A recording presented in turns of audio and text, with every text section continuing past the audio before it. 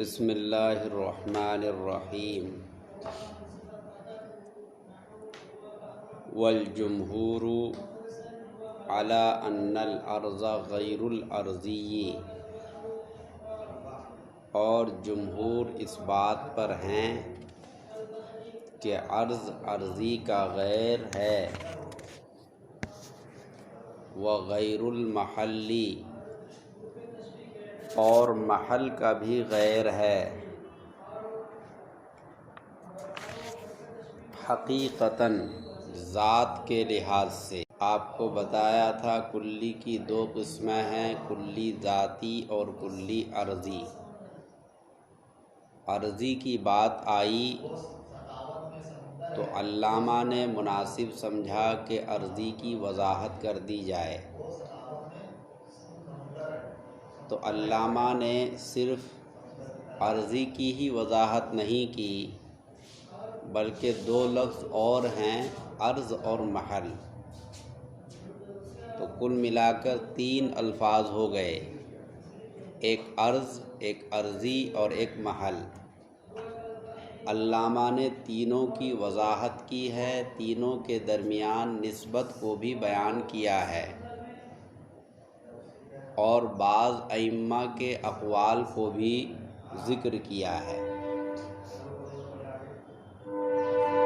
سب سے پہلے آپ تینوں کی تعریف جان لیں۔ عرض کس کو کہتے ہیں، عرضی کس کو کہتے ہیں، اور محل کس کو کہتے ہیں۔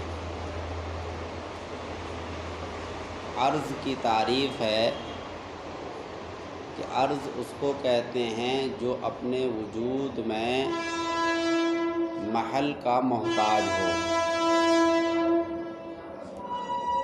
عرض کہتے ہیں جو اپنے وجود میں محل کا محتاج ہو۔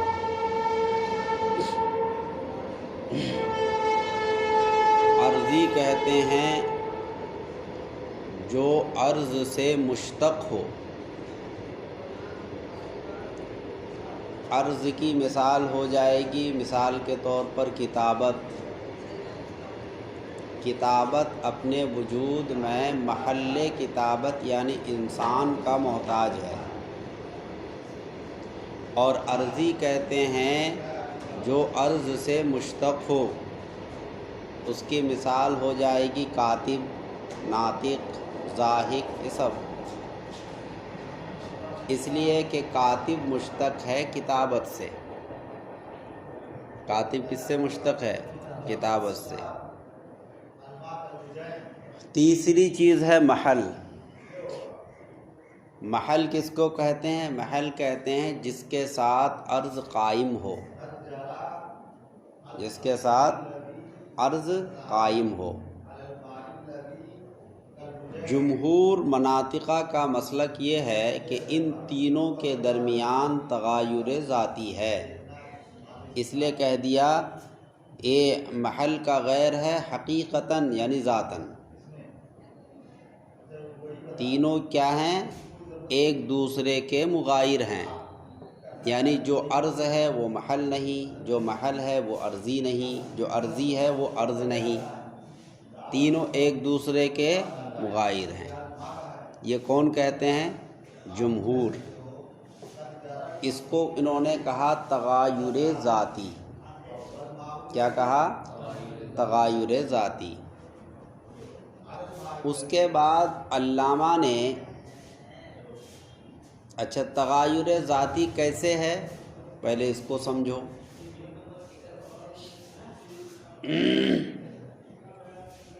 تین اعتبار سے عرضی اور عرض کے درمیان تغایر ہے۔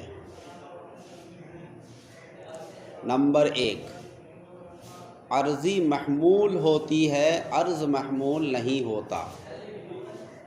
آسان لفظوں میں، عرضی محمول ہوتی ہے، عرض محمول نہیں ہوتا۔ جیسے الجسم ابیض کہنا صحیح ہے، لیکن الجسم بیاض کہنا صحیح نہیں ہے۔ یا یوں کہو الانسان کاتب کہنا صحیح ہے، لیکن الانسان کتابۃ کہنا صحیح نہیں ہے۔ تو عرضی محمول ہوئی کس پر؟ مبتدا پر۔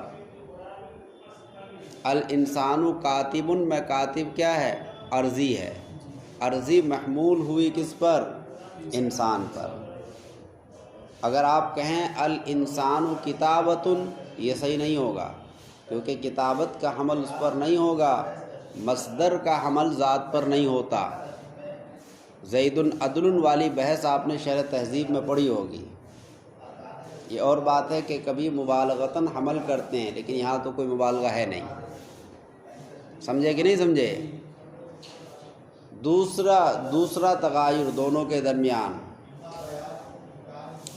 عرضی جب مشتق نہ ہو تو وہ جوہر ہوتی ہے، اور جوہر اور عرض کے درمیان تغایر ہے۔ جیسے مثال کے طور پر حیوان، اس میں جامد ہے، مشتق نہیں ہے۔ حیوان کیا ہے؟ اس میں جامد ہے، یہ مشتق نہیں ہے۔ جب مشتق نہیں ہے تو گویا کہ یہ اس میں جامد ہے، اور یہ عرضی ہے۔ اور جب عرضی مشتق نہ ہو تو اس وقت یہ عرضی جوہر ہوتی ہے، لہذا حیوان کیا ہے؟ جوہر ہے۔ جوہر اور عرض کے درمیان مغایرت ظاہر ہے، جوہر الگ چیز ہے اور عرض الگ چیز ہے۔ سمجھ میں آئی بات؟ دوسرا فرق۔ تیسرا فرق ہے کہ عرض جب مشتق ہو تو وہ مرکب ہو، عرضی جب مشتق ہوتی ہے تو وہ مرکب ہوتی ہے، یعنی عرضی کے اندر دو چیزیں ہیں، نمبر ایک مبدا اور نمبر دو نسبت۔ دو چیزیں ہیں، نمبر ایک مبدا یعنی مصدر، نمبر دو نسبت۔ عرضی کے اندر دو چیزیں ہیں، عرضی جب مشتق ہو تو وہ مرکب ہوگی، اور عرض صرف مبدا ہے یعنی بسیط ہے، تو مرکب اور بسیط کے درمیان مغایرت ظاہر ہے۔ تو تین اعتبار سے ہو گئی، پھر دوبارہ ریپیٹ کر لو اس کو۔ عرضی محمول ہوتی ہے، عرض محمول نہیں ہوتا، ایک۔ دوسری صورت، عرضی جب مشتق نہ ہو تو وہ اس میں جامد ہوگی، اور اس میں جامد کیا ہے؟ جوہر ہے۔ عرض اور جوہر کے درمیان تغایر ظاہر ہے، اس کو تو سمجھتے ہی ہو۔ تیسرا فرق کہ عرضی جب مشتق ہو تو اس کے اندر دو چیزیں ہوتی ہیں، مبدا اور نسبت، یعنی کاتب کے اندر دو چیزیں ہیں، نمبر ایک کتابت، نمبر دو من لہ الکتابہ، یہی نسبت ہے، من لہ الکتابہ، جس کے لیے کتابت ثابت ہے، یہ نسبت ہوئی۔ اب اس صورت میں عرضی مرکب ہے اور عرض کیا ہے؟ بسیط، کیونکہ عرض کے اندر صرف مبدا ہے، نسبت نہیں ہے، اور عرضی کے اندر مبدا کے ساتھ ساتھ کیا ہے؟ نسبت بھی ہے۔ تو ان دونوں میں تغایر یعنی مرکب اور بسیط کے درمیان تغایر ظاہر ہے۔ آئی بات سمجھ میں؟ اب آ جاؤ عرض اور محل کے درمیان تغایر۔ یہاں بھی تین اعتبار سے تغایر ہے۔ نمبر ایک، عرض قائم ہوتا ہے، اور جس کے ساتھ قائم ہو وہ ما قام بھی ہے، جو قائم ہو اس کو قائم کہیں گے، اور جس کے ساتھ قائم ہو اس کو کیا کہیں گے؟ ما قام بھی۔ تو قائم اور ما قام بھی کے درمیان تغایر ظاہر ہے، قائم الگ چیز ہے، ما قام بھی الگ چیز ہے۔ دوسرا فرق، عرض حلول کرتا ہے، عرض کیا کرتا ہے؟ حلول کرتا ہے، کسی چیز کے اندر داخل ہوتا ہے، سرایت کرتا ہے۔ حال اور محل کے، جو حلول کرے وہ حال، اور جس کے اندر حلول کرے وہ کیا ہے؟ محل۔ حال اور محل کے درمیان تغایر ظاہر ہے، حال اور محل کے درمیان تغایر ظاہر ہے، یہ دوسرا فرق ہو گیا۔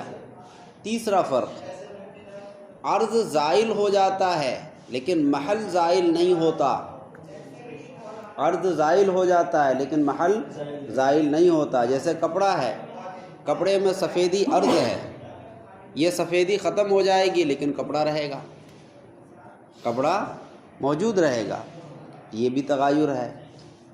اس میں ثابت کیا گیا کہ عرض اور محل کے درمیان تغایر ہے، اور پہلے کیا ثابت کیا تھا؟ عرضی اور عرض کے درمیان تغایر ہے، تو عرضی اور محل کے درمیان تغایر خود بخود ثابت ہو گیا۔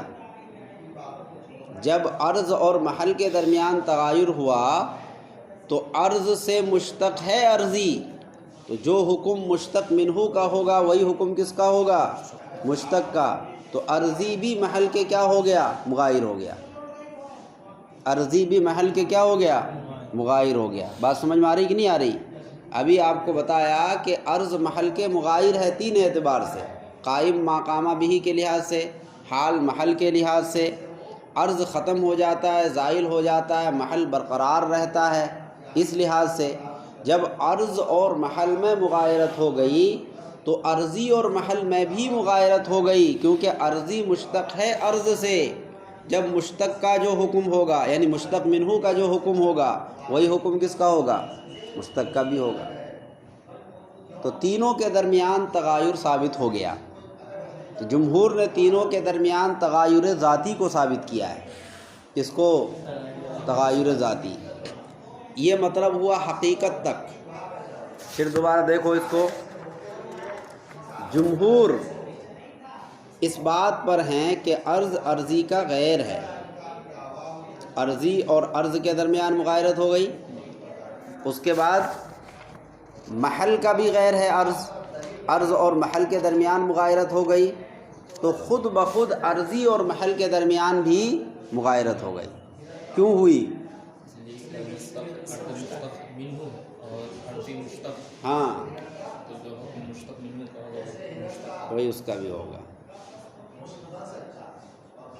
قال بعض الافاضلی، اب علامہ یہاں سے محقق دوانی کا قول پیش کر رہے ہیں۔ محقق دوانی کا کہنا یہ ہے کہ عرض، عرضی اور محل ان کے درمیان تغایر ذاتی نہیں ہے بلکہ تغایر اعتباری ہے، ان کے درمیان اتحاد ذاتی ہے، تغایر اعتباری ہے۔ ذات کے لحاظ سے یہ ایک ہی ہیں، جو عرض ہے وہ عرضی ہے، وہی محل ہے، سب ایک ہیں، البتہ تغایر اعتباری ہے۔ مثلا زید جب وہ سلم پڑھاتا ہے تو استاد ہے، جب وہ بھینس کو چراتا ہے، چارہ دیتا ہے تو چرواہا ہے، بکری چراتا ہے تو چرواہا ہے۔ سمجھ میں آئی بات؟ الگ الگ نسبت سے اس کا نام الگ الگ ہو سکتا ہے۔ جب وہ نماز پڑھاتا ہے تو امام صاحب ہے، تو دیکھو ذات ایک ہی ہے، لیکن الگ الگ محل میں الگ الگ نسبت سے الگ الگ نام پڑ سکتا ہے۔ آئی بات سمجھ میں؟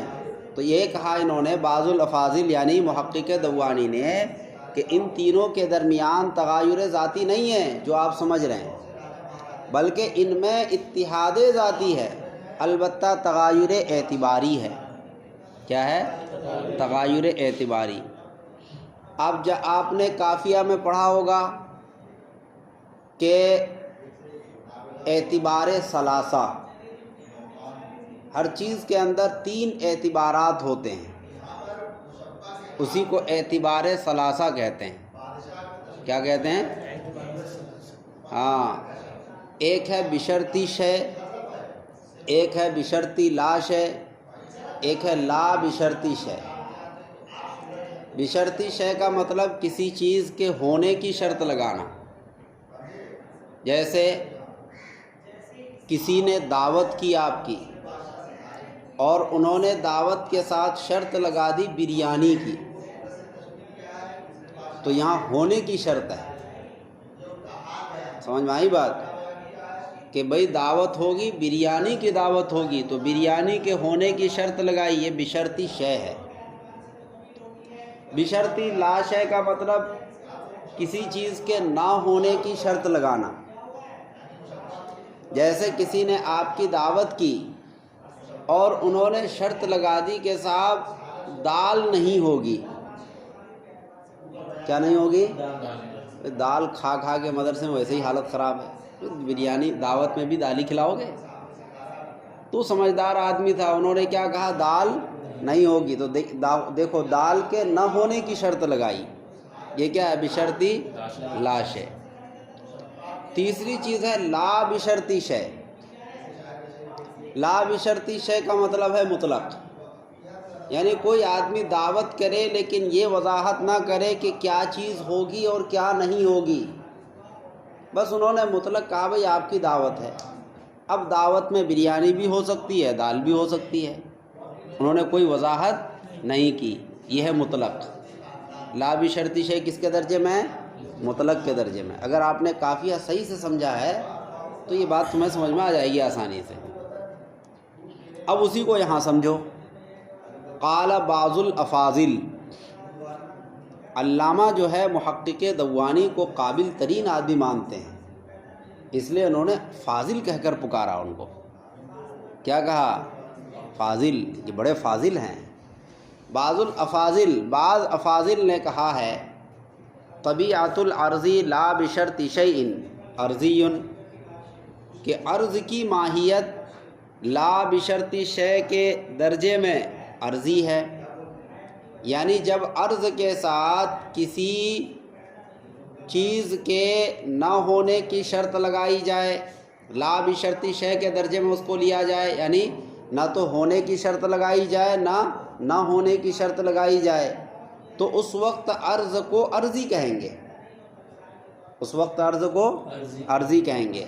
وَبِشَرْطِ شَيْءٍ الْمَحَلُّ، اور شے کی شرط کے ساتھ، یعنی جب اس کے اندر کسی چیز کی شرط مانی جائے، کس کے اندر؟ عرض کے اندر، تو اسی کا نام ہو گیا محل، کیونکہ محل کی شرط لگ گئی، اسی کا نام کیا ہو گیا؟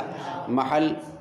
وَبِشَرْطِ لَا شَيْءٍ الْعَرْضُ، اور جب عرضی کو لا بشرطی شے، بشرطی لا شے کے درجے میں مان لیا جائے تو اس کا نام عرض ہے۔